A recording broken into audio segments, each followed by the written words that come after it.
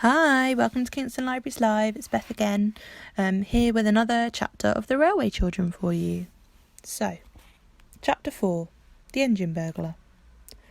What was left of the second sheet and the Brunswick black came in very nicely to make a banner bearing the legend, "She is nearly well, thank you," and this was displayed to the Green Dragon about a fortnight after the arrival of the wonderful hamper. The old gentleman saw it and waved a cheerful response from the train. And when this had been done, the children saw that now was the time when they must tell Mother what they had done when she was ill. And it did not seem nearly so easy as they had thought it would be, but it had to be done. And it was done. Mother was extremely angry. She was very seldom angry, and now she was angrier than they had ever known her. This was horrible, but it was much worse when she suddenly began to cry. Crying is catching, I believe, like measles and whooping cough. At any rate, everyone at once found themselves taking part in a crying party. Mother stopped first. She dried her eyes and then said, "I'm sorry I was so angry, darlings, because I know you didn't understand." "We didn't mean to be naughty, Mummy," sobbed Bobby, and Peter and Phyllis sniffed. "Now listen," said Mother. "It's quite true that we're poor, but we have enough to live on. You mustn't go telling everyone about our affairs. It's not right. And you must never, never, never ask strangers to give you things. Now always remember that, won't you?"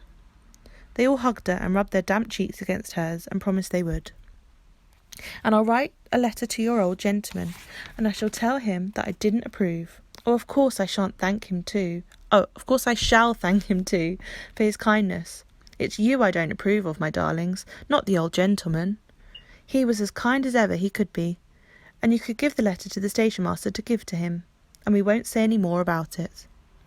Afterwards, when the children were alone, Bobby said, "Isn't Mother splendid? You catch any other grown-up saying they were sorry they had been angry." "Yes," said Peter, "she is splendid, but it's rather awful she's angry." "She's like avenging and bright in the song," said Phyllis. "I should like to look at her if it wasn't so awful. She looks so beautiful when she's really downright furious." They took the letter down to the station master. "I thought you said you hadn't got any friends except in London," said he. "We've made him since," said Peter. "But he doesn't live hereabouts?" "No, we just know him on the railway." Then the station master retired to that sacred inner temple behind the little window where the tickets were sold, and the children went down to the porter's room and talked to the porter. They learned several interesting things from him, among others that his name was Perks, and he was married and had 3 children. That the lamps in the front engines were called headlights, and the ones at the back were called tail lights.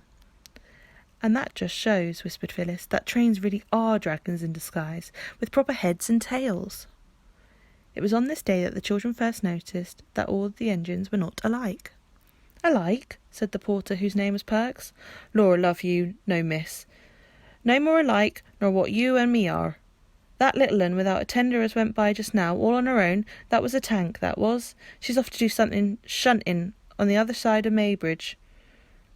That's as it might be you, miss. Then there's goods engines, great, strong things, with 3 wheels each side, joined with rods to strengthen 'em, as it might be me. Then there's mainline engines, as it might be this sir young un gentleman, when he grows up and wins all the races at his school. So he will. The mainline engine, she's built for speed as well as power. That's the one to the 9:15 up." "The Green Dragon," said Phyllis. "We calls her the Snail, miss, among ourselves," said the porter. "She's often better in land nor any train on the line." "But the engine's green," said Phyllis. "Yes, miss," said Perks. "So are snails some seasons of the year." The children agreed as they went home to dinner that the porter was most delightful company. Next day was Roberta's birthday. In the afternoon she was politely but firmly requested to get out of the way and keep there till tea time. "You aren't to see what we're going to do till it's done. It's a glorious surprise," said Phyllis. And Roberta went out into the garden all alone. She tried to be grateful, but she felt she would much rather have helped in whatever it was they had to spend her birthday afternoon by herself, no matter how glorious the surprise might be. Now that she was alone, she had time to think. One of the things she thought of most was what her mother had said in one of those feverish nights when her hands were hot and her eyes were so bright. The words were, "Oh, what's a doctor's bill there'll be for this?" She walked round and round the garden among the rose bushes that hadn't any roses yet, only buds, and the lilac bushes and syringes and American currants, and the more she thought of the doctor's bill, the less she liked the thought of it. And presently she made up her mind. She went out through the side door of the garden and climbed up the steep field to where the road runs along the canal. She walked along until she came to the bridge that crosses the canal and leads to the village, and here she waited. It was very pleasant in the sunshine to lean one's elbows on the warm stone of the bridge and look down at the blue water of the canal. Bobby had never seen any other canal, except the Regent's Canal, and the water of that is not at all a pretty colour. And she had never seen any river at all except the Thames, which also would be all the better if its face were washed. Perhaps the children would have loved the canal as much as the railway, but for two things. One was that they had found the railway first, on that first wonderful morning when the house and the country and the moors and the rocks and the great hills were all new to them. They had not found the canal till some days later. The other reason was that everyone on the railway had been kind to them, the station master, the porter, and the old gentleman who waved. And the people on the canal were anything but kind. The people on the canal were, of course, the bargees who steered the slow barges up and down, or walked beside the old horses that trampled up the mud of the towing path, and strained at the long tow ropes. Peter had gone once to ask one of the bargees the time, and had been told to get out of that, in a tone so fierce that he did not stop to say anything about his having just as much right on the towing path as any man himself. Indeed, he did not even think of saying it until some time later. Then another day, when the children thought they would like to fish in the canal, a boy in a barge threw lumps of coal at them, and one of these hit Phyllis on the back of her neck. She was just stooping down to tie up her bootlace, and though the coal was hardly hurt at all, it made her not care very much about going on fishing. On the bridge, however, Roberta felt quite safe, because she could look down on the canal, and if any boy showed signs of meaning to throw coal, she could duck behind the parapet. Presently there was a sound of wheels, which was just what she expected. The wheels were the wheels of the doctor's dog-cart, and in the cart, of course, was the doctor. He pulled up and called out, "Hello, head nurse. Want a lift?" "I wanted to see you," said Bobby. "Your mother's not worse, I hope," said the doctor. "No, but—" "Well, skip in then, and we'll go for a drive." Roberta climbed in, and the bonny brown horse was made to turn round, which she did not like at all, for it was looking forward to its tea. Its oats. "This is jolly," said Bobby, as the dog-cart flew along the road by the canal. "We could throw a stone down any of those 3 chimneys," said the doctor, as they passed by the house. "Yes," said Bobby, "but you'd have to be a jolly good shot." "How do you know I'm not?" said the doctor. "Now then, what's the trouble?" Bobby fidgeted with the hook of the driving apron. "Come, out with it," said the doctor. "It's rather hard, you see," said Bobby, "to be out with it, because of what Mother said." "What did Mother say?" "She said I wasn't to go telling everyone that we're poor. But you aren't everyone, are you?" "Not at all," said the doctor cheerfully. "Well?" "Well, I know doctors are very expensive, and Mrs. Viney told me that her doctoring only cost her 2 pence a week because she belonged to a club." "Yes?" "You see, she told me what a good doctor you were, and I asked her how she could afford you, because she's much poorer than we are. I've been in her house, and I know. And then she told me about the club, and I thought I'd ask you. And, I don't want Mother to be worried. Can't we be club too, the same as Mrs. Viney?" The doctor was silent. He was rather poor himself, and he had been rather pleased at getting a new family to attend. So I think his feelings at that minute were rather mixed. "You aren't cross with me, are you?" said Bobby, in a very small voice. The doctor roused himself. "Cross? How could I be? You're a very sensible little woman. Now look here, don't you worry. I'll make it all right with your mother, even if I have to make a special brand new club all for her. Look here, this is where the aqueduct begins." "What's an What's its name?" asked Bobby. "A water bridge," said the doctor. "Look." The road close to a bridge over the canal. To the left was a steep rocky cliff, with trees and shrubs growing in the cracks of the rock, and the canal here left off running along the top of the hill and started to run on a bridge of its own, a great bridge with tall arches that went right across the valley. Bobby drew a long breath. "It is grand, isn't it?" she said. "It's like pictures in the history of Rome." "Right," said the doctor. "That's just exactly what it is like. The Romans were dead nuts on aqueducts. It's a splendid piece of engineering." "I thought engineering was making engines." "Ah, there's different sorts of engineering. Making roads and bridges and tunnels is one kind, and making fortifications is another. Well, we must be turning back. And remember, you aren't to worry about doctor's bills, or you'll be ill yourself, and then I'll send you a bill as long as the aqueduct." When Bobby had parted from the doctor at the top of the field that ran down from the road to the 3 chimneys, she could not feel that she had done wrong. She knew that Mother would perhaps think differently, but Bobby felt that for once she was the one who was right, and she scrambled down the rocky slope with a really happy feeling. Phyllis and Peter met her at the back door. They were unnaturally clean and neat, and Phyllis had a red bow in her hair. There was only just time for Bobby to make herself tidy and tie up her hair with a blue bow before a little bell rang. "There," said Phyllis, "that's to show the surprise is ready. Now you wait till the bell rings again, and then you may come into the dining room." So Bobby waited. "Tinkle, tinkle," said the little bell, and Bobby went into the dining room, feeling rather shy. Directly she opened the door, she found herself, as it seemed, in a new world of light and flowers and singing. Mother and Peter and Phyllis were standing in a row at the end of the table. The shutters were shut, and there were 12 candles on the table, one for each of Roberta's years. The table was covered with a sort of pattern of flowers, and at Roberta's place was a thick wreath of forget-me-nots and several most interesting little packages. And Mother and Phyllis and Peter were singing, to the first part of the tune of St. Patrick's Day. Roberta knew that Mother had written the words on purpose for her birthday. It was a little way of Mother's on birthdays. It had begun on Bobby's 4th birthday, when Phyllis was a baby. Bobby remembered learning the verses to say to Father for a surprise. She wondered if Mother remembered too. The 4-year-old verse had begun, "Daddy dear, I'm only 4, and I'd rather not be more. 4's the nicest age to be, 2 and 2 and 1 and 3. What I love is 2 and 2, Mother, Peter, Phil and you. What you love is 1 and 3, Mother, Peter, Phil and me. Give your little girl a kiss, because she learned and told you this." The song the others were singing now went like this: "Our darling Roberta, no sorrow shall hurt her, if we can prevent it. Her whole life long, her birthday's our fete day, and we'll make it our great day, and give her our presents and sing her our song. May pleasures attend her, and may the fates send her the happiest journey along her life's way, with skies bright above her, and dear ones to love her. Dear Bob, many happy returns of the day." When they had finished singing, they cried, "3 cheers for our Bobby!"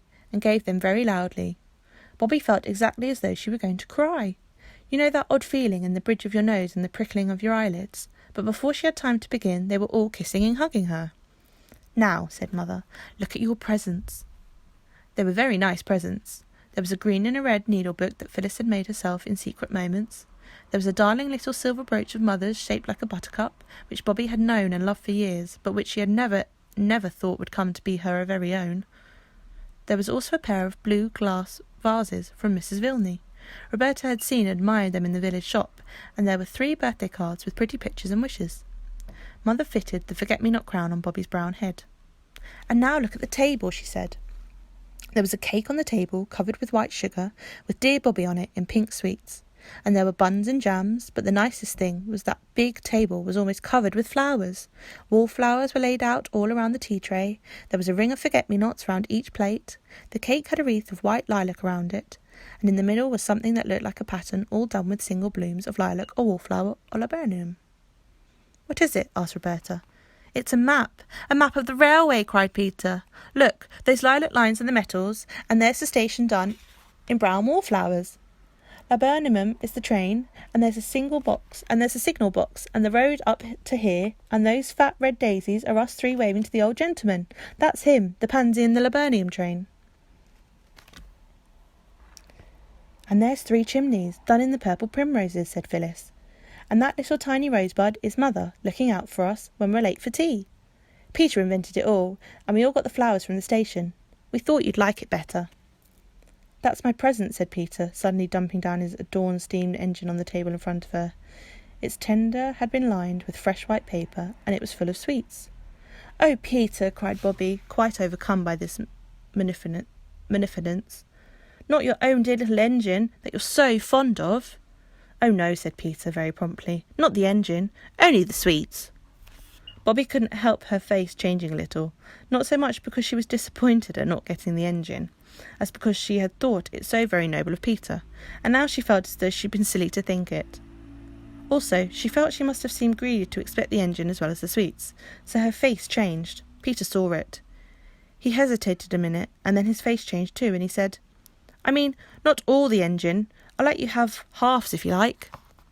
"You're a brick," cried Bobby. "It's a splendid present," she said. No more aloud, but to herself. She said, "That's an awfully jolly decent of Peter, because I know he didn't mean to. Well, the broken half should be my half of the engine, and I'll get it mended and give it back to Peter for his birthday." "Yes, mother dear, I should like to cut the cake," she added, and tea began. It was a delightful birthday. After tea, Mother played games with them, any game they liked, and of course their first choice was Blindman's Bluff, in the course of which Bobby's forget-me-not wreath twisted itself crookedly over one of her ears and stayed there. Then, when it was near bedtime and the time to calm down, Mother had a lovely new story to read them. "You won't sit up late working, will you, Mother?" Bobby asked as they said good night. And Mother said no, she wouldn't.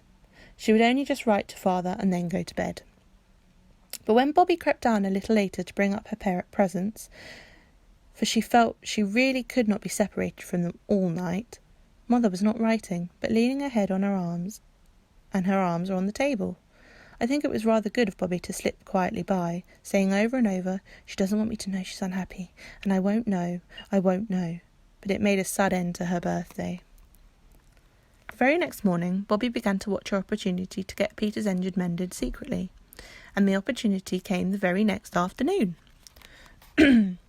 Mother went by the train to the nearest town to do shopping. When she was there, she always went to the post office, perhaps to post letters to Father, but she never gave them to the children or to Mrs. Viney to post, and she never went to the village herself.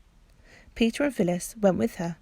Bobby wanted an excuse to go, but try as she would, she couldn't think of a good one.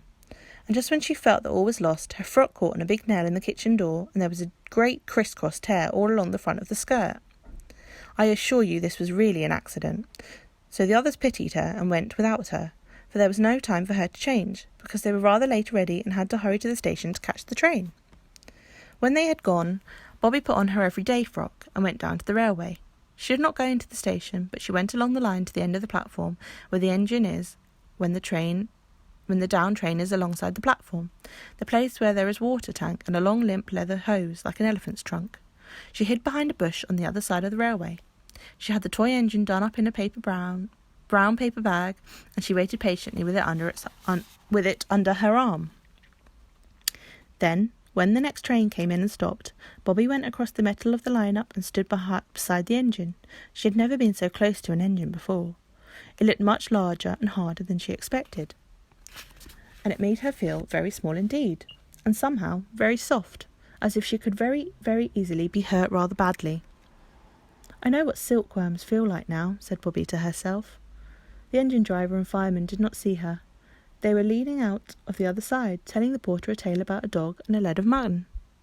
"If you please," said Roberta, but the engine was blowing off the steam and no one heard her. "If you please, Mr. Engineer," she spoke a little louder, and the engine happened to speak at the same moment, and of course Roberta's soft little voice hadn't a chance. It seemed to her that the only way would be to climb onto the engine and pull at their coats.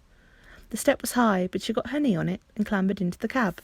She stumbled and fell on her hands and knees at the base of the great heap of coals that led up to the square opening in the tender. The engine was not above the weakness of its fellows, and it was making a great deal more noise than there was the slightest need for. And just as Roberta fell on the coals, the engine driver, who had turned without seeing her, started the engine, and when Bobby had picked herself up, the train was moving. Not fast, but much too fast for her to get off. All sorts of dreadful thoughts came to her all together in one horrible flash. There were such things as express trains that went on, she supposed, for hundreds of miles without stopping. Suppose this should be one of them. How would she go home again? She had no money to pay for the return journey. "And I've no business here. I'm an engine burglar, that's what I am," she thought. "I shouldn't wonder if they should lock me up for this." And the train was going faster and faster. There was something in her throat that made it impossible for her to speak. She tried twice. The men had their backs to her. They were doing something to things that looked like taps. Suddenly she put her hand out and caught hold of the nearest sleeve. The man turned with a start, and he and Roberta stood for a minute looking at each other in silence. Then the silence was broken by them both. The man said, "Here's a blooming go," and Roberta burst into tears. The other man said he was bloomin' well blessed, and something like it, but thought naturally surprised that they were not exactly unkind. "You're a naughty little gal, that's what you are," said the fireman, and the engine driver said, "Darling little piece, I call her."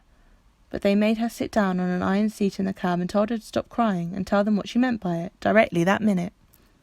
She did stop as soon as she could. One thing that helped her was the thought that Peter would give almost his ears to be in her place, on a real engine, really going. The children had often wondered whether any engine driver could be found noble enough to take them for a ride on an engine, and now there she was.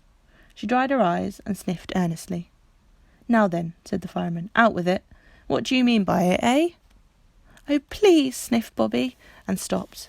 "Try again," said the engine driver, encouragingly. Bobby tried again. "Please, Mr. Engineer," she said.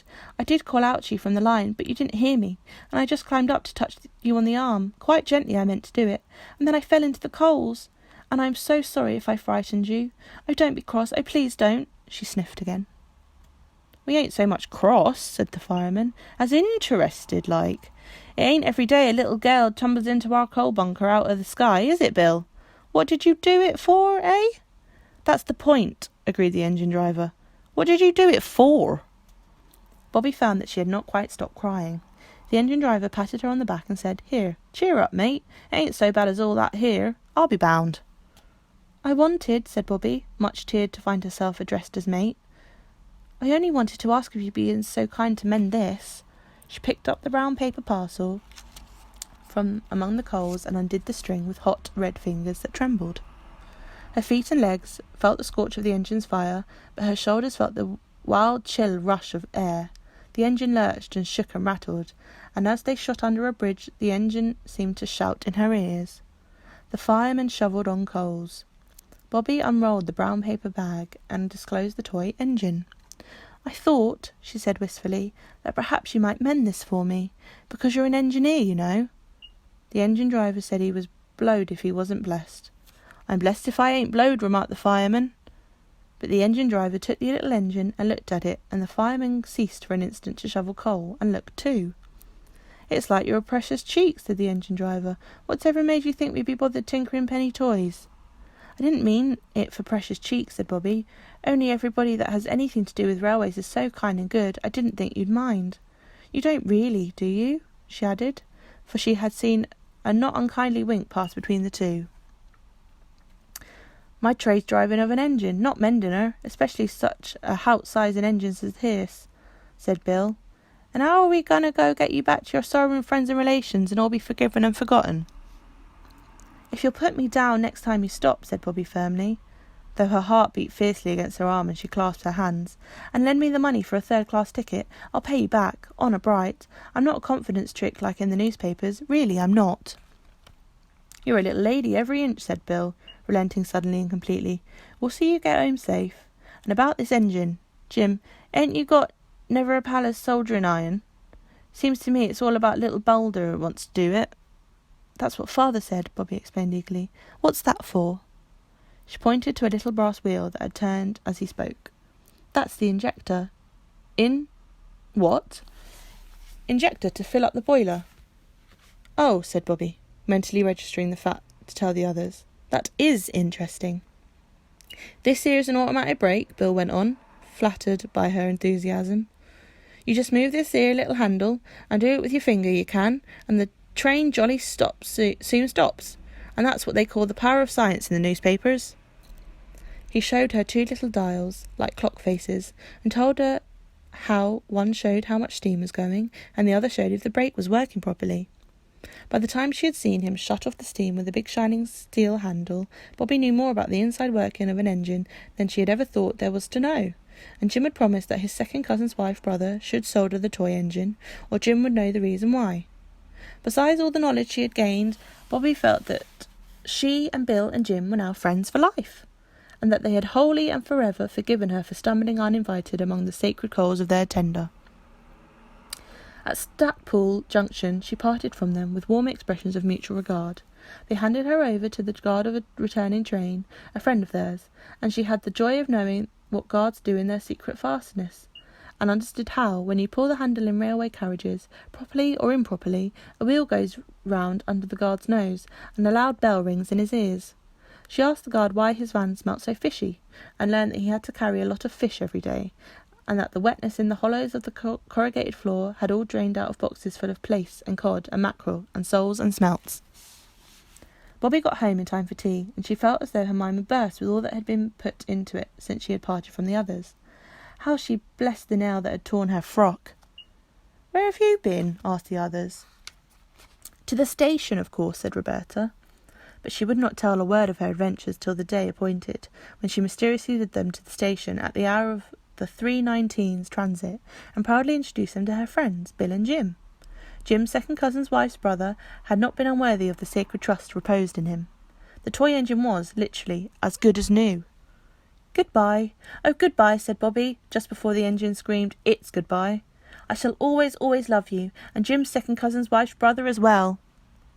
And as the three children went home up the hill, Peter hugging the engine, now quite its own man again, Bobby told, with joyous leaps of the heart, the story of how she had been an engine burglar.